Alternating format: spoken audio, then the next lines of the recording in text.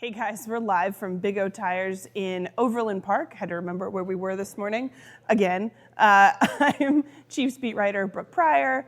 I've got Blair Kirchhoff to this side, Vahe Gregorian on this side. Sam Mellinger had some stuff to deal with this morning, so he is not here, but we are, and we are so excited because real live football is going to be on our TV tonight, but more importantly, real life football is going to be in front of us on Sunday. The Chiefs play Jacksonville, noon kickoff here. Well, it's in Jacksonville. You can view it at noon in Kansas City. It's a 1 o'clock kickoff Eastern time. How about you guys? I'm pumped to see what Andy Reid can do, given that he's been kind of holding in all these offensive plays. We've seen some flashes of things, but it's been pretty vanilla for the most part, and he likes it that way. Vahe, what are you most excited to see on Sunday? The very thing you're talking about in a lot of ways, especially because Andy went ahead and said, I think he felt called out a little bit by this idea that Chase Litton could betray the game plan. And Andy, I wouldn't call it bragging, but Andy was kind of enjoying saying, well, we got 300 plays. And if he can pick one, if he can get him out of that. And, really, when you think about the 300 plays, obviously so many of them have complete variations within it. So they've probably got an arsenal of 2,000 options. And I think Patrick referred to the million note cards Andy has. Mm-hmm. You've written about Pat plays.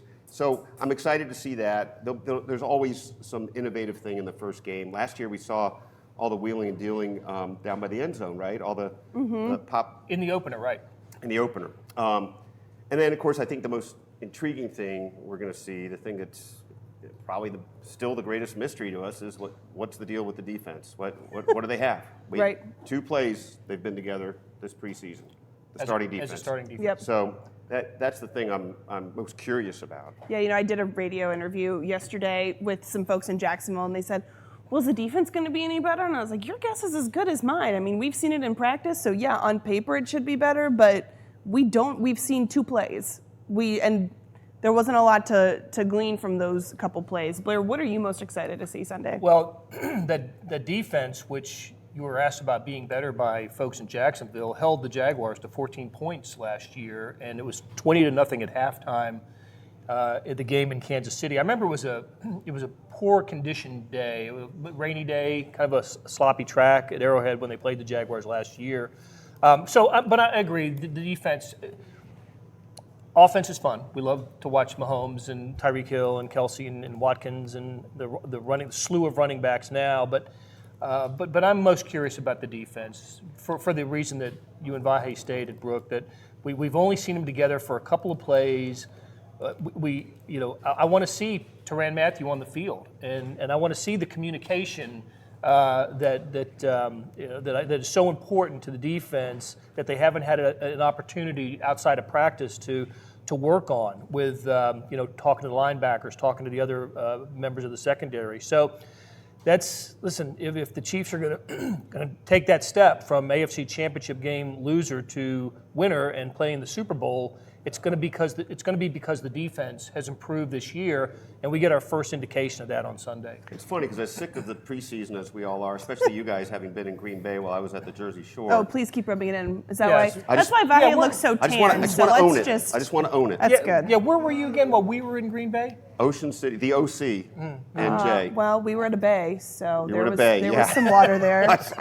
But look, if there was anything you felt like can be achieved in the preseason, it would be that point you made, Blair, about wanting to have some sense of the communication. That stuff's got to happen in real time. I mean, that's not stuff you can just work on the practice field. How many times do we see a defense get burned and later hear the term miscommunication and see it actually often too? So that's the asterisk, I guess, for me in not expecting too much probably right away, but I think it'd be fun to see the new talent they have. Well, and they're going to be tested. It's an interesting opening opponent. First, it's on the road, which it was last year with the Chargers, and we thought the Chargers were going to be good last year. They turned out to be a playoff team, which was, and came back and beat the Chiefs won that game, and Chargers came back and beat them in Arrowhead. But Jaguars are expected to be better than the 5-11 team that they were a year ago. In fact, it was the Chiefs game at Arrowhead that I think changed the Jaguars season. They came into that game 3-1, and the Chiefs kind of knocked them out. And that started a 7-game losing streak for the Jaguars and changed the season and changed the direction of their offense. They decided Blake Bortles wasn't their guy, and Nick Foles now is. A more confident, capable quarterback in Nick Foles. Leonard Fournette, who didn't play against the Chiefs last year, is ready to go, and such a hard-charging, hard-running back. They've got some speed at wide receiver. I think this defense is going to get challenged in this first game, and We've been keeping our eye on the weather all week in Jacksonville. Dorian is past Florida. It's not going to be a factor. Right. But what is going to be a factor is it's supposed to be in the mid-90s there on Sunday. And I think it could end up being one of the hottest games that the Chiefs have ever played. And we'll see if they're conditioned to play a game like that. Tony Dungy, I think, was the one that brought that up, and then I believe it was Jack Del Rio, echoed him on Twitter a couple weeks ago, maybe it was last week, about the Chiefs, needing to be prepared for the heat and humidity of Jacksonville. I mean, it's not cool in St. Joe. It's hot and it's humid, and I can confirm because my hair didn't stay straight for a month. It is a different kind of heat and humidity in Jacksonville, but I think that they're going to be somewhat prepared given some of the training camp conditions that they've gone through and the last couple weeks practicing here in Kansas City. Well, it's funny because I think about acclimation, if that's the right word. I mean, I don't know what's going to be. We're kind of beyond that point now because the practices aren't going to be that intense at this stage. But the last week or 8-9 days, it's been mostly low 80s, high 70s, right? I mean, so I don't know if the body, if the month of time in St. Joe is something that sticks with you, or it's what you're dealing with at this point. I mean, I guess we'll see. It might be a little bit of a battle of attrition down there, though. Mm-hmm. Brooke, you'll remember this. The day in St. Joe that probably was the hottest day of training camp was an occasion for Andy Reid to keep his starting offense on the field for about 20 consecutive plays. Was it 19 plays? And just kept running and running. And I remember thinking at the time, what is he doing? And he explained afterwards. He took advantage of the weather, just like he does when it rains up there. He doesn't always send the guys up to the indoor facility. Unless there's lightning. Unless there's lightning, then he doesn't have a choice. Safety. But he'll have him practice in the rain just for that reason. And he did it in the heat this year. And I don't remember him doing that in the past. But I think he did it with the idea that Jacksonville was the opening opponent in Florida. Mm-hmm. You were talking about defense a second ago. I want to go back to that because the depth. I can't talk this morning. I need some of that coffee that you have. The depth chart came out earlier this week, the unofficial depth chart. To me, the biggest surprise was that Tremont Smith, no longer listed as a wide receiver, listed back at cornerback. Little bit surprising. Didn't expect to see that. But that's because they don't have any cornerback depth. I mean, Rashad Fenton is listed as backup for all three corner positions. Right. How concerning is that? We talk about, hey, it's a problem that the Chiefs' starting defense hasn't played together more than 2 snaps. How concerning is it that, we thought maybe that they make a pickup over the weekend and grab, a corner, whether free agent, waiver wire, whatever, make a trade. Said they get LaShawn McCoy, great addition. But they still haven't addressed the cornerback spot. Vahe, are you worried about that, or should the Chiefs be worried about that? I think that at the beginning of the camp was the biggest concern, and probably still remains that. I mean, I don't feel like you see anything that says, oh, they're covered. And maybe I'm wrong about this, but I mean, I think they can fool around with some different schemes to hide it if it comes down to that, different personnel groupings, et cetera. But that's a gap, or at least a gap in waiting. It's their biggest weakness. If it's 4 days before the game, and you're looking at strengths and weaknesses for the Chiefs, it's their biggest weakness, that position group. You're right, with Rashad Fenton listed as their backup at all three, he's a 6th-round draft pick rookie, right? Who didn't flash in the preseason. No, he did. It seems like he had a nice play, and I can't remember if it was at Green Bay or the 49ers game. He had one nice play, and I remember thinking, well, it's good to see him have a nice play, but it's he's on there with all the reserves. He's having a nice day with the reserves. I have no idea he's going to play. I mean, Andy Reid made it a point, or maybe it was Steve Spagnuolo last week, but the point was made that the safeties end up being their backup cornerbacks for all intents and purposes. They've all had experience at that position: Tyrann Mathieu, Juan Thornhill, and Jordan Lucas. Mm-hmm. So there is they have that ability to move some guys into corner positions. But look, if Kendall Fuller goes down, if Rashard Breeland goes down, Ward goes down, that highlights a weakness, amplifies the weakness. It does.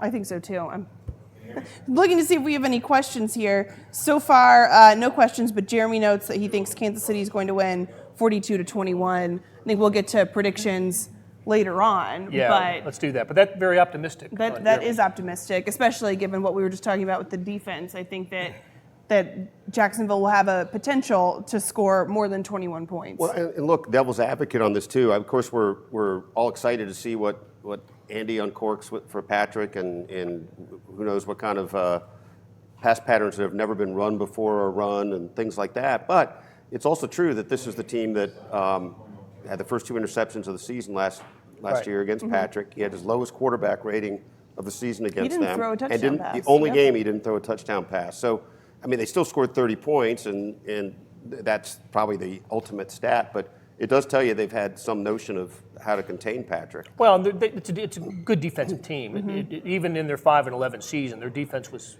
still good. I think things just kind of spiraled out of control for them, but that's what Jacksonville has been for the last few years. It's just a terrific defensive team, and that's going to be their calling card this year. Just like the Chiefs think that they have addressed their weakness, the side of the ball that needed to be addressed on the defense. Jacksonville did that with their offense, bringing in Nick Foles, and think that they, having an improved offense can get them kind of back into the playoff picture. The Chiefs are, I think, a little more advanced. They're thinking their changes will get them into the Super Bowl. I don't think this is a Jacksonville team that is a Super Bowl contender. But in that division now, in an Andrew Luck-less division, in a Jadeveon Clowney-less division, I think Jacksonville is as good as any candidate to go 9-7 or 10-6 and win that division. Exactly. Well, and we saw last week, I think, is when the Jalen Ramsey trash talk started, which is always fun for everyone, except maybe Andy Reid trying to calm his locker room down and make sure that nobody says anything stupid. But Jalen Ramsey said he's going to shadow Tyreek Hill in this game. It's what he did last year. Tyreek Hill didn't have a touchdown catch, obviously, since Patrick Mahomes didn't throw a touchdown pass, would stand to reason. There was one play that he burned Jalen Ramsey for, I think, a 36-yard gain. Other than that, though, I seem to recall Jalen Ramsey containing him somewhat more than other corners had been able to. Is that a matchup that you're excited to watch, Vahe? Sure. And what's kind of funny, by the way, yesterday was Travis Kelce speaking with the media and kind of getting, people throwing little smoke bombs trying to get him to talk about the game plan. And I have no idea if he took a diversionary course or if he spoke more than he meant to, but he was sort of saying, I guess he indicated he thought the game plan would call for a lot of diversity, which is, I guess what you would say. Everyone will have an opportunity to catch a pass. And I guess there was something else he said that seemed to be a hint, and then he kind of backed off. But I don't know that he probably was giving away the store. But look, that's a great matchup to watch, of course. It is. I remember Kelce saying that. And I also remember him referring to his brother's ESPN, the magazine body issue. Are we not? Do we have to again? Are we going there? Stick with the bald eagle part. Yeah, the ball. Yep. He also, by the way, while we're going down a list of Kelce quotes, my favorite from yesterday was he was asked about LaShawn McCoy in his edition locker room, which we'll get to that in a minute. But someone asked him, said, "Hey, it sounds like LaShawn McCoy said." I kept scrolling right past it. He said, "LaShawn McCoy said nobody in the Chiefs in the locker room had an ego." And Kelce's response was, "He said I didn't have an ego." Thanks, man. First time I've heard that one. If I remember the way the question was phrased, I can't remember if it was a question about the broader locker room. It was. And Travis took that to mean him. So showing his ego and saying he appreciated not being. I loved his response to your question, though, Vahe, when somewhat like, what's different about Mahomes this year compared to his last year? And he said, more Oakleys, more Head and Shoulders. Now more car insurance. That's right, as of today.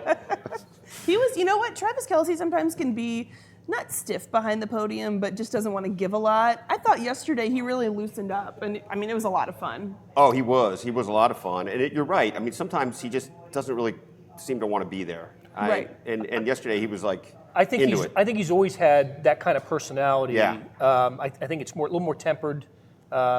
I wanted to bring this up too because I thought about it driving in here. Do you remember?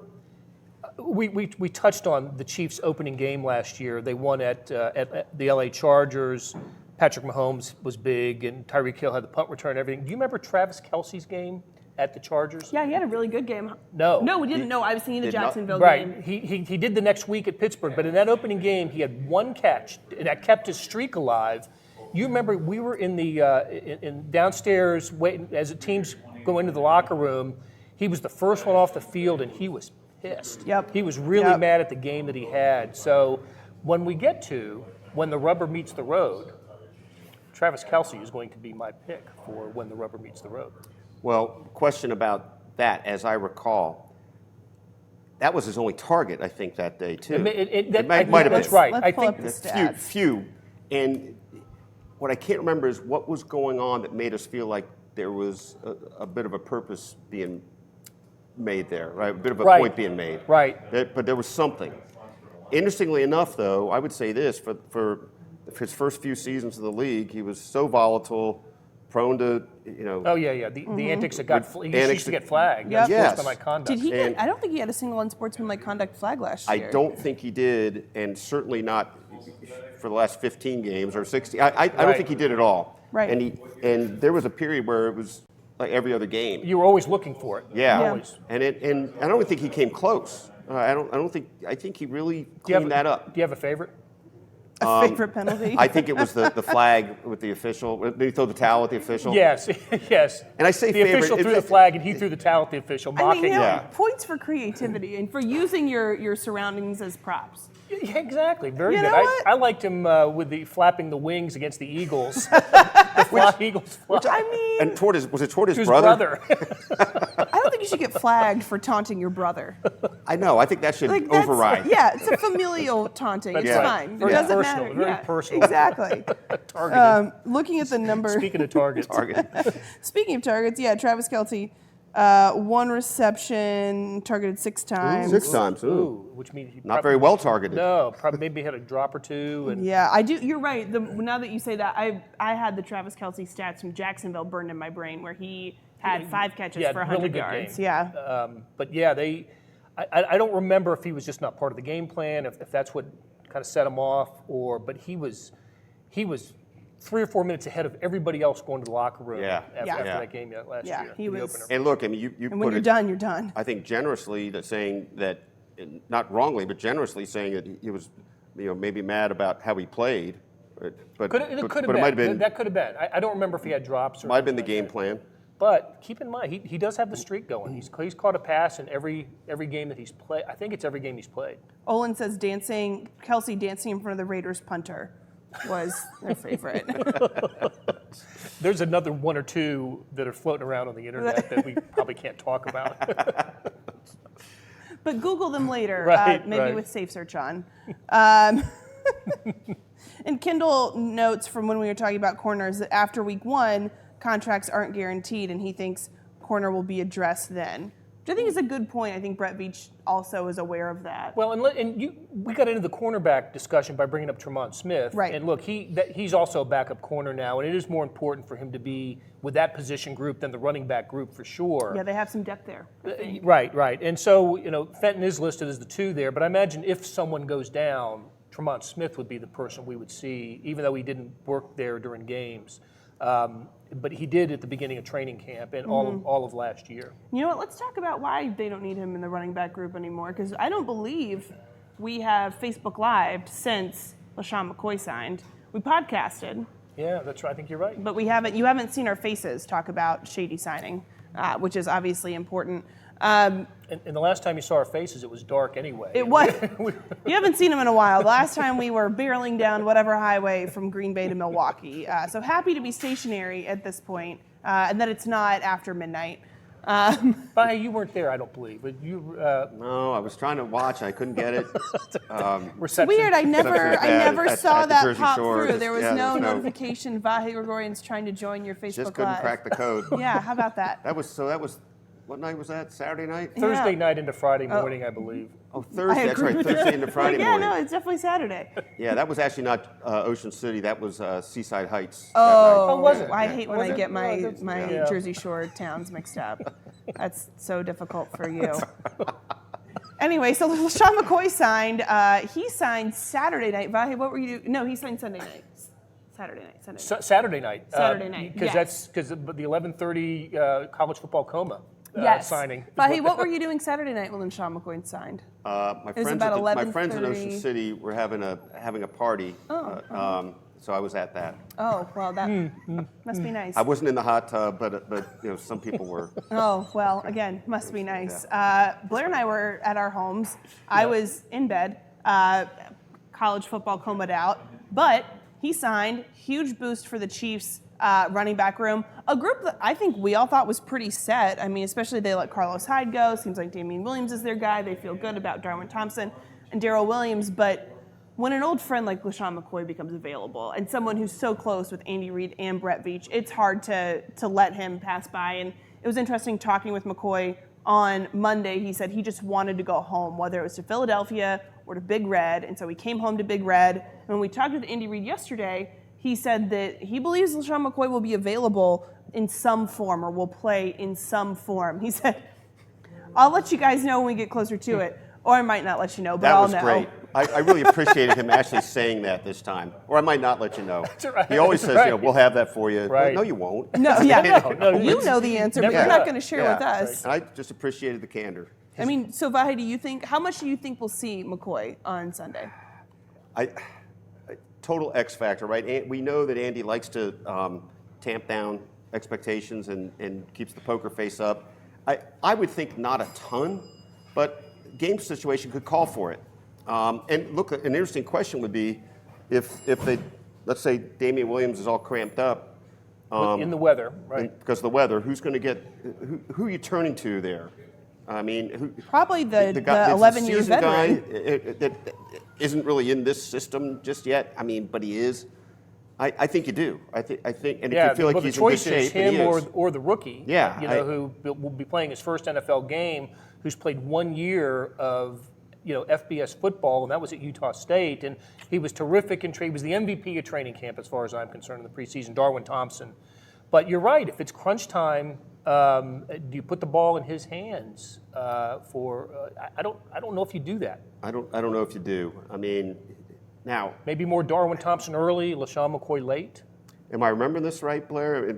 I think it's a good feel Kareem for Hunt's everything. Kareem Hunt's that was his first game his rookie year. It was his first carry. It was First the first carry. play. It was the first play of the season. But the decision was made that even though he fumbled that first carry, we're going right back to him, and boom. That's right.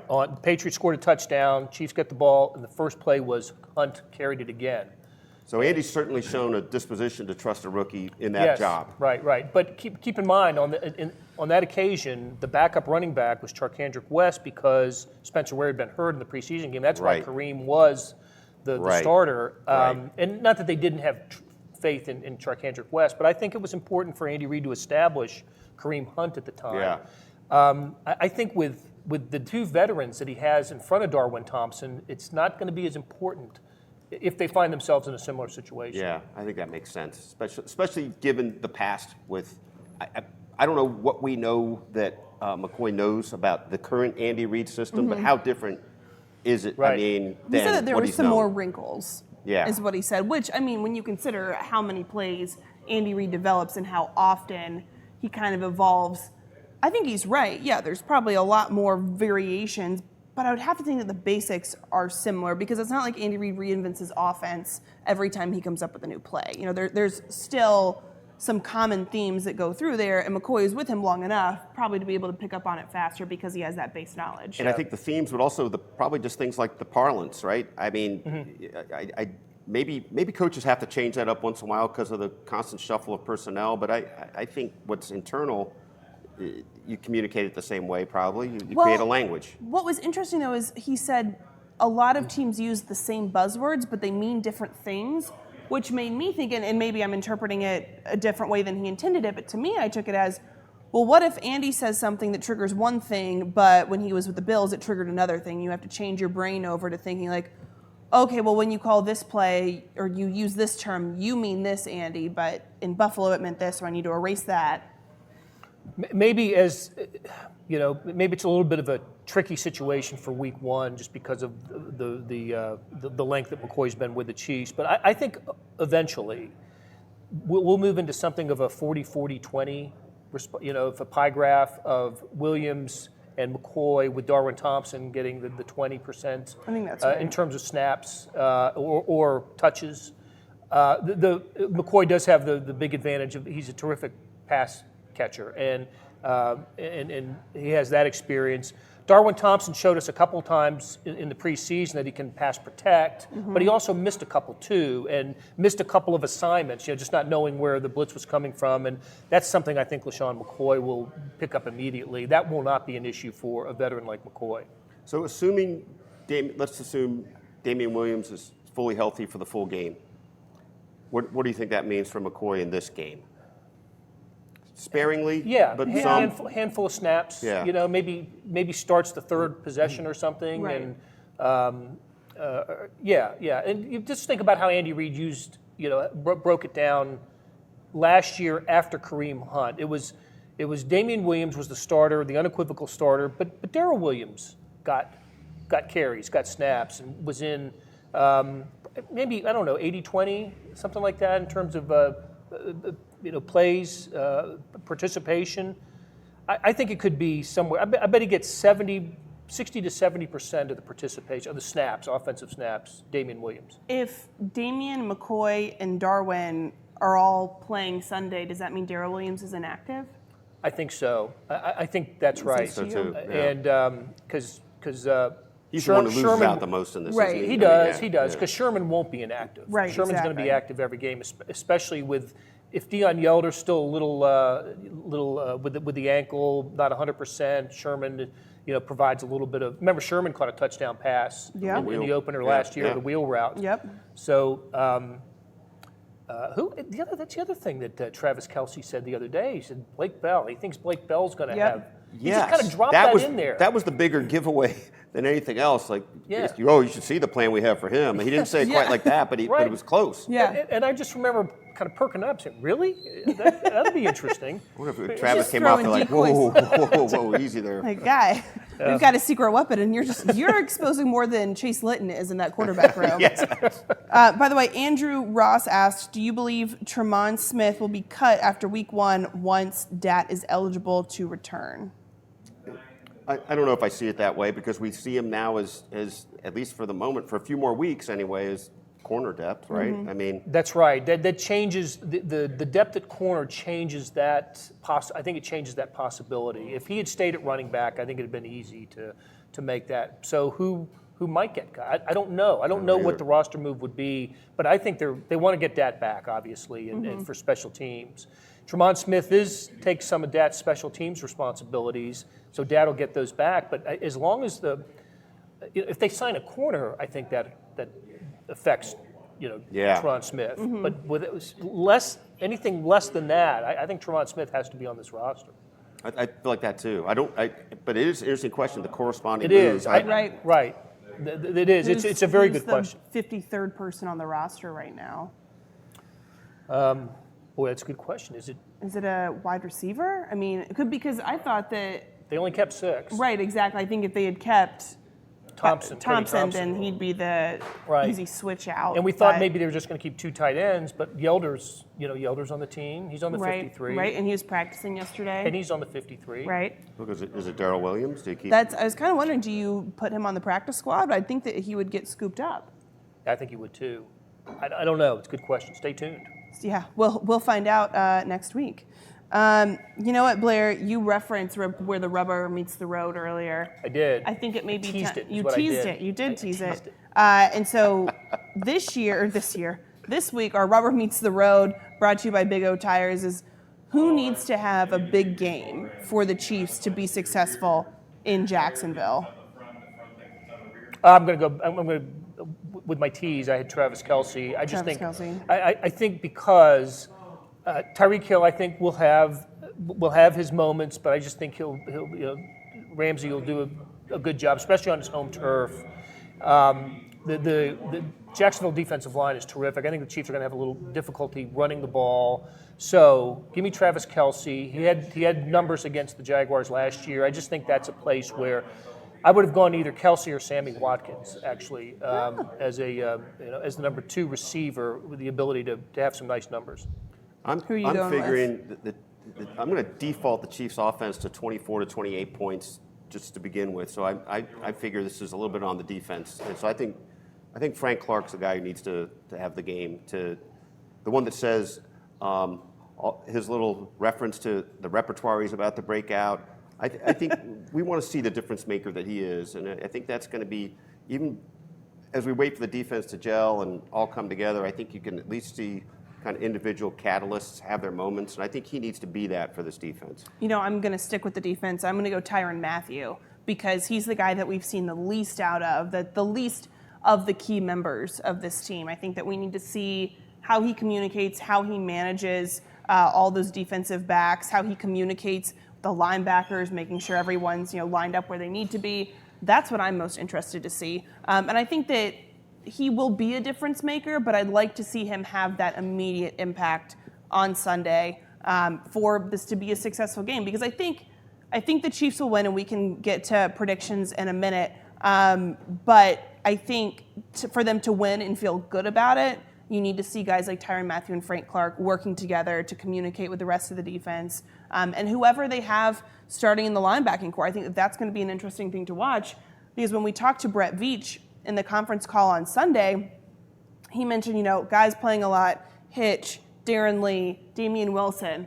Reggie Ragland's name wasn't in that. And then he kind of said, and then Reggie sometimes. And remember, he was on the field in Green Bay. He was. He played quite a few series. Played with the reserves in Green Bay.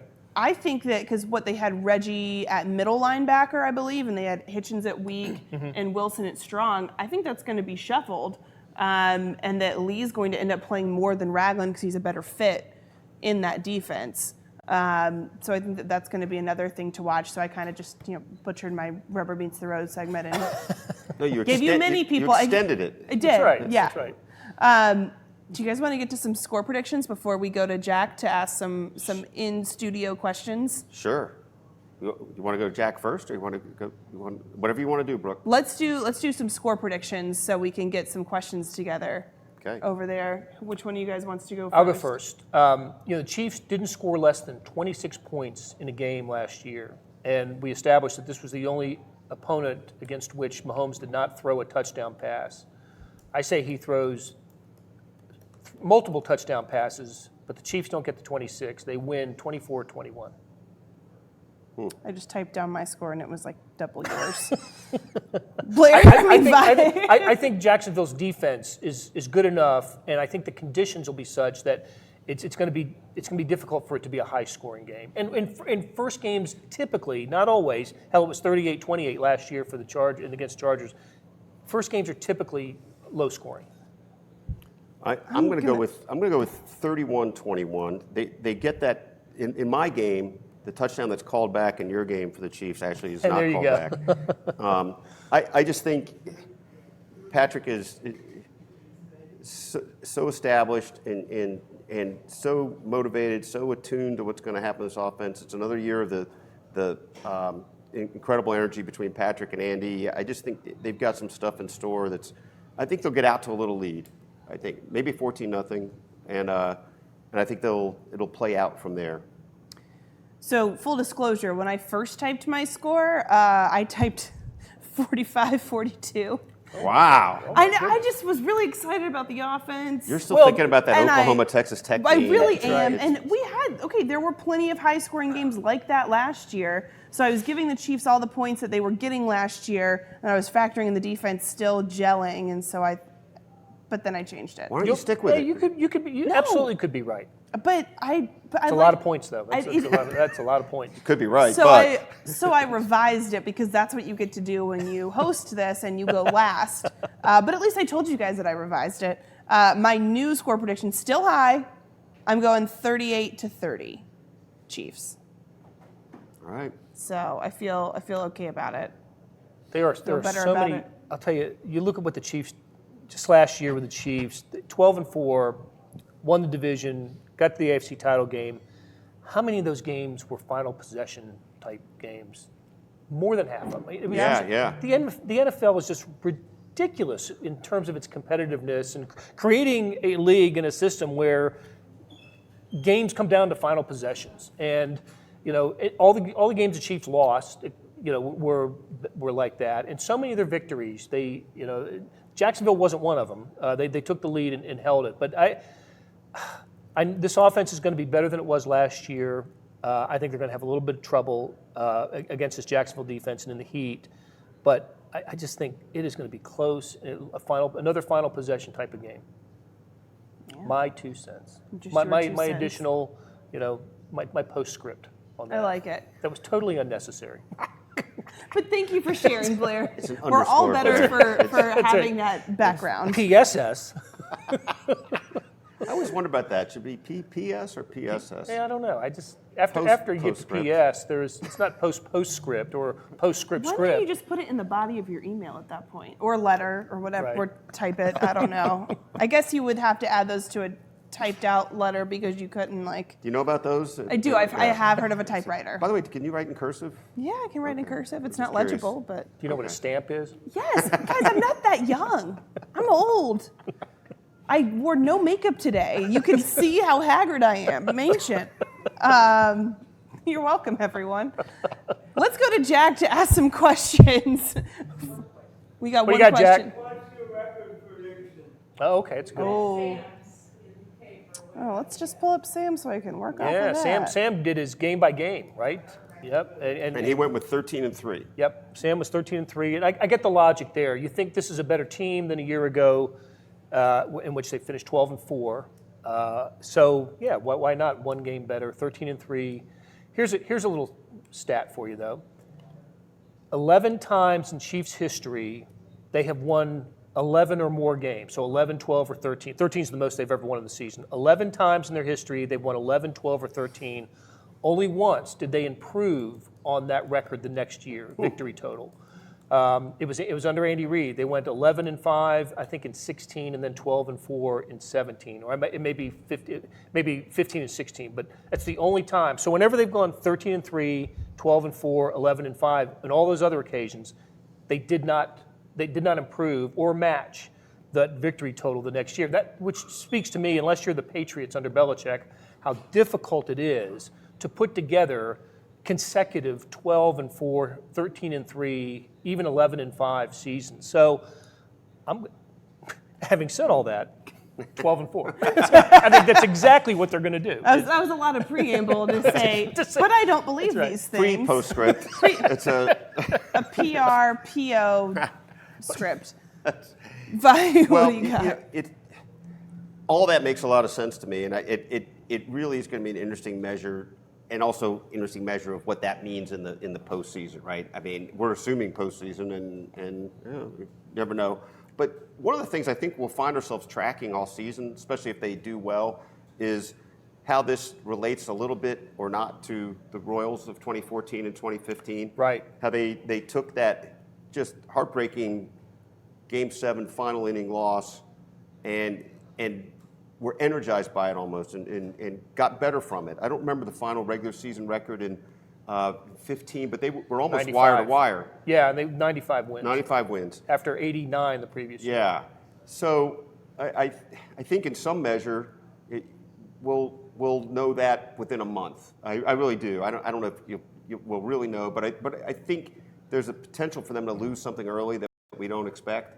I think But you remember those Royals started fast. They in 15. did. They did. Out of the gate, they kind of proved they backed up what they said. Yeah, in it was spring almost training. really was almost wire to wire. I don't remember for sure. They had a losing September was their only losing month. Right. Because they dominated the division. Yeah. You know what? I seem to recall, and now I can't remember when I did it or why I did it, because I don't know why I was doing season predictions before training camp, but I seem to remember predicting that the Chiefs would lose to the Raiders in week 2? Yeah. Which at the time felt kind of before, ridiculous. Before Hard Knocks came up.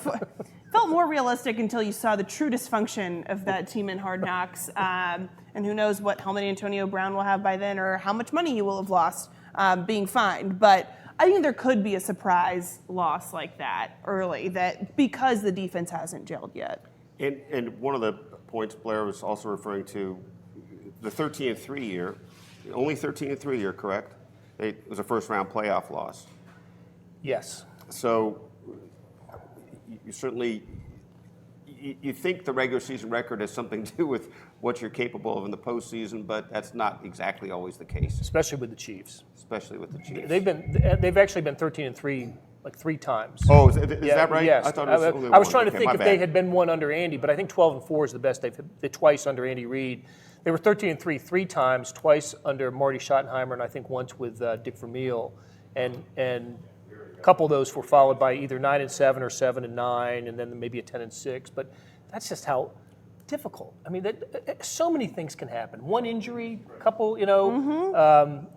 it's just so difficult to project what a team would be coming off of a great season. Except again, if you're the Belichick Patriots, and maybe this is the beginning of something like that for the Chiefs, an era where they and look, Andy Reid's had double-digit victory seasons in 5 of his 6 years, and he was 9-7 and missed the playoffs in his second year. So they've been as consistent as anybody in the NFL, but now they need to get to a point where you think of them always as a 10-6, 11-5, 12-4 type of team, and with this quarterback, you can start to think that. I think you can begin to think that way. I think so too. But Vahe, did you give a number for your 12.5 and 3.5. Oh, weird. That's what mine is. So I guess that means 12-3-1. Which could happen. Could happen. Sure, could happen. Okay, well, that's I There you think go. the first time 12-3-1. anyone's I'll tell you ever what, if they actually finish predicted a 12-3-1 tie. this year, we're going to come back to this Yeah. moment. Bookmark and Most archive likely we'll this. be flushing it because it won't be anything like that. But Yeah. I like that though. That's bold. That is 12-3-1 is pretty bold. bold. Hey, speaking of bold, I do want to toot my horn on this. We had lunch out the other day, and what did I eat? What did you eat? He had the fluffer nutter with bacon.